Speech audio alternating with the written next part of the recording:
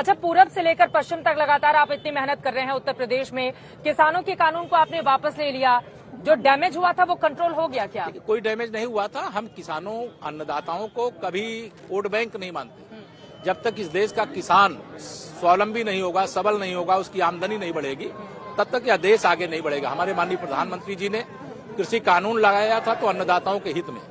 हम किसानों को समझा नहीं पाए। माननीय प्रधानमंत्री जी ने देश के किसानों से क्षमा भी मांगी है, कानून को वापस भी लिया है। अब विपक्ष को यह लगता है कि अब किसानों के कंधे पे बंदूक रख करके कैसे मोदी जी को निशाना करेंगे, कैसे भाजपा को निशाना करेंगे। उनका माहौल खराब हो गया है। वो बहुत चिंता में है, बहुत परेशानी में है, मुद्दा विहीन है। भाजपा के ना केंद्र सरकार के खिलाफ मुद्दा है, ना प्रदेश सरकार के। किसान वोट करेगा आपको? किसान हमें वोट 2014 से लेकर के 2019 तक किया है। 2019 के बाद आने वाले 25 साल तक अभी लगातार करेगा। किसान हो, चाहे मजदूर हो, चाहे नौजवान हो, हर वर्ग का वोट भाजपा को मिला है, मिलेगा। केशव मौर्य जी का क्या रोल रहेगा दोबारा सरकार आ गई तो? पार्टी का कार्यकर्ता, एक एक कार्यकर्ता, केशव प्रसाद जैसे लाखों नहीं करोड़ों कार्यकर्ता है, रोल रहेगा हर। ओम नमः शिवाय, ओम नमः शिवाय।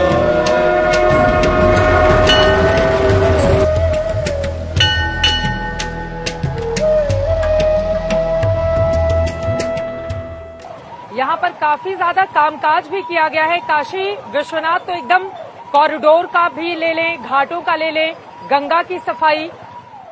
निश्चित तौर से अविरल गंगा, निर्मल गंगा या माननीय प्रधानमंत्री जी का सबसे बड़ा लक्ष्य था, आज वह भी स्वरूप है। बाबा विश्वनाथ जी का भव्य कॉरिडोर का निर्माण होने से जो खुशी काशी सहित पूरे देश के शिव भक्तों को है, हिंदुओं को है, संत महंतों को है, उसे शब्दों में आज वर्णन नहीं किया जा सकता। अखिलेश यादव कह रहे हैं कि आप लोग कैंची जीवी हैं, हर जगह काम किए वो, उस पर कैंची चलाने का काम आप लोग कर रहे हैं। लेकिन मैंने श्री अखिलेश यादव जी को जब उन्होंने ये बात कही, कई बार, एक दो बार कुछ मामलों में कही, तो मैं उस पर कभी कोई टिप्पणी नहीं करता था। लेकिन बाद में मुझे करना पड़ा कि श्री अखिलेश यादव जी को एक लाइलाज रोग हो गया है। अब बाबा विश्वनाथ जी की नगरी इतनी दिव्य और भव्य तरीके से सजी हुई है, अब वो क्या करें, नहीं तो कह दें कि बाबा विश्वनाथ जी की जो नगरी सजी हुई है उसको मैंने सजाया था, मैंने सपना देखा था मुंगेरी लाल की तरह, और इसलिए सजी हुई है। बाबा विश्वनाथ जी का जो कॉरिडोर बना है वह मैंने सोचा था, इसलिए वो बन करके तैयार हुआ है। जो भी चीज उत्तर प्रदेश में अच्छी होती है उसके ऊपर एक समाजवादी पार्टी का स्टिकर चस्पा करना और बयान देना, जनता इनके इस प्रकार के बयानों पर हंसती है। अच्छा, झूठी बातें कुछ ब्राह्मण नेताओं को उन्होंने शामिल करवाया है। अब बीजेपी तो मान के चलती है कि ब्राह्मण उसी को वोट देगा, लेकिन ये ब्राह्मण सम्मेलन वो भी कर रहे हैं बहन जी की ओर से भी, तो आपका ब्राह्मण वोटर कहाँ जा रहा है? मैं यह मानता हूँ, चाहे ब्राह्मण हो, चाहे क्षत्रिय हो, चाहे पिछड़े वर्ग की किसी जाति का हो, चाहे अनुसूचित वर्ग के किसी जाति का हो, चाहे जनजाति वर्ग के किसी जाति का हो, सभी भाजपा और माननीय नरेंद्र मोदी जी के दीवाने हैं। और हम लोगों ने ईमानदारी के साथ उनकी सेवा किया है, उनके लिए काम किया है। उस काम का बहुत बड़ा परिणाम मैं यह मानता हूँ उनके जीवन के अंदर आया। जो झोपड़ी में रह रहे थे आज पक्के मकान में रहते हैं, जिनके घर में बिजली नहीं पहुंची थी आज वहां बिजली पहुंची है। गरीब आदमी के घर में शौचालय, ये कल्पना नहीं की जा सकती थी, लेकिन गरीब व्यक्तियों के घर में भी शौचालय का निर्माण हुआ है। उनके घर में गैस के सिलेंडर पे अब भोजन बन रहा है, उनके नाश्ते बन रहे हैं। उनके घर में कोई बीमार होता है तो उनको आयुष्मान भारत योजना के अंतर्गत 5 लाख तक का परिवार के सदस्यों का इलाज हो रहा है। अभी हर घर नल से जल पहुंचाने की जल जीवन मिशन के माध्यम से एक बहुत बड़ी परियोजना, जिसमें गरीब हो या अमीर हो, अगर उसे शुद्ध पानी अभी तक नहीं मिल रहा था, तो यह सब चीजें कौन सोच सकता है? तो वह नरेंद्र मोदी जी सोच सकते हैं। इसलिए मैं कहा करता हूं कि जाके पैर न फटी बिवाई, वह क्या जाने पीर पराई। माननीय प्रधानमंत्री श्री नरेंद्र मोदी जी ने गरीबी को देखा है, गरीबी की स्थिति में जीवन को जिया है। माता पिता भाई बहन किन कष्ट में जीवन जी रहे थे या वो जानते हैं। मैं देख रहा हूँ एक एक कष्ट जो उन्होंने जीवन में सहा है उसे दूर करने का लगातार वो प्रयास कर रहे हैं। हम ये मानते हैं कि गरीबों के लिए हम जो भी सेवा कर पा रहे हैं ये हमारा सौभाग्य है, और गरीब के लिए हम काम करते रहेंगे, गरीब की सेवा करते रहेंगे, उनके जीवन में खुशी लाने के लिए। माननीय प्रधानमंत्री जी के मार्गदर्शन में केंद्र सरकार की योजनाओं से, प्रदेश सरकार की योजनाओं से उनको हर प्रकार से खुशियों से सरोबोर करने का प्रयास करेंगे।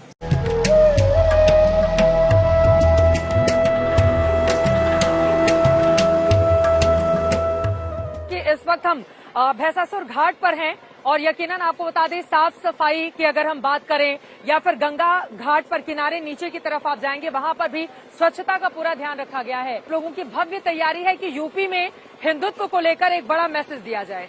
ये हिंदुत्व का मैसेज है, ये राष्ट्रवाद का मैसेज है, ये स्वाभिमान का मैसेज है और देश के माननीय प्रधानमंत्री जी के काशी के सांसद बनने के बाद यह बदली हुई काशी का भी संदेश है।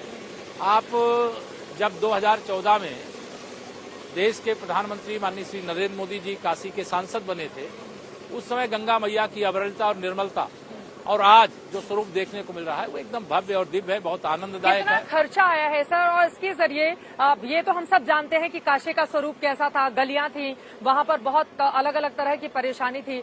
कुल कितना खर्चा आया जिसके बाद अब मुझे तो लगता है बाबा विश्वनाथ जी का जो कॉरिडोर है वो तो लगभग 600 करोड़ की लागत का है, लेकिन जो घाट बन रहे हैं नमामि गंगे योजना से बन रहे हैं, जो यहाँ नदियों में बहुत सारे गंदे नाले का पानी गिरता था उसको रोकने के लिए जो एसटीपी बनी है, जो यहाँ की सड़कों का चौड़ीकरण हुआ है, जो यहाँ के लोगों की अपेक्षा थी घर घर में एक अलग प्रकार की व्यवस्था है। चूंकि काशी ऐसी धरती है कि घर घर में मंदिर है, अनेक घाट है, अनेक भगवान भोलेनाथ जी के मंदिर है। लेकिन एक चीज है, चुनाव के ठीक 2 महीने पहले ये सब कुछ हो रहा है तो माना यही जा रहा है कि चुनाव के मद्देनजर अब बीजेपी देखिए भाई दिखाना चाह रही है कि हमने क्या क्या कर लिया है। अब तक इंतजार किया जा रहा था चुनाव का। ऐसा कुछ नहीं है, जब परियोजना कोई पूर्ण होती है तभी उसको लोकार्पित किया जाता है। अगर पहले से वह नहर परियोजना शुरू हो गई होती तब तो कहा जा सकता है। देश में अभी पूर्वांचल एक्सप्रेस वे बना, उसको देश की जनता को कब सौंपा जाएगा, प्रदेश को कब सौंपा जाएगा, जब बनकर के तैयार होगा। अब एक आखिरी सवाल, चूंकि मैं देख पा रही हूँ कि ज्यादातर जगह प्रधानमंत्री नरेंद्र मोदी के बड़े बड़े कटआउट्स लगे हैं हाथ हिलाकर, चूंकि वो यहाँ के सांसद भी हैं और जिस आक्रामक तरीके से वो मैदान में उतर गए हैं, क्योंकि 2017 के पहले हम सब ने देखा था मोदी जी के चेहरे पर यहाँ का चुनाव हुआ था, तो क्या प्रधानमंत्री नरेंद्र मोदी ही सबसे बड़े चेहरे के तौर पर उत्तर प्रदेश में और उसके आक्रामक तरीके से उनका वही अंदाज दिखेगा जो 14 से लेकर 19 तक देखने को मिला है? देश के प्रदेश के भारतीय जनता पार्टी के सबसे बड़े चेहरा भी हैं, सबसे बड़े नेता भी हैं, सबसे अधिक लोकप्रिय भी हैं, जिनके टक्कर में कहीं दूसरा कोई आसपास ठहरता नहीं, दिखता नहीं।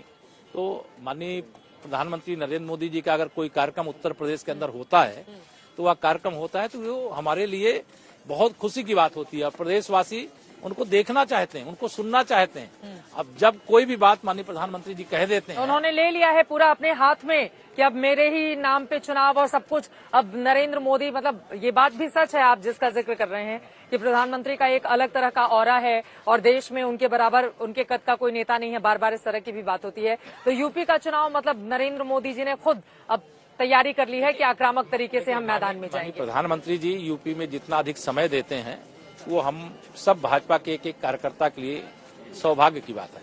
वह देश के सबसे बड़े नेता हैं, दुनिया के सबसे बड़े नेता हैं, काशी के माननीय सांसद हैं, तो उनका जितना समय हम लोगों को मिल पा रहा है ये हमारा सौभाग्य है। चलिए, बहुत शुक्रिया केशव प्रसाद मौर्य जी आज तक से बातचीत करने के लिए। कैमरा पर्सन हिमांशु शर्मा और संजय कुमार के साथ चित्रा त्रिपाठी, वाराणसी आज तक।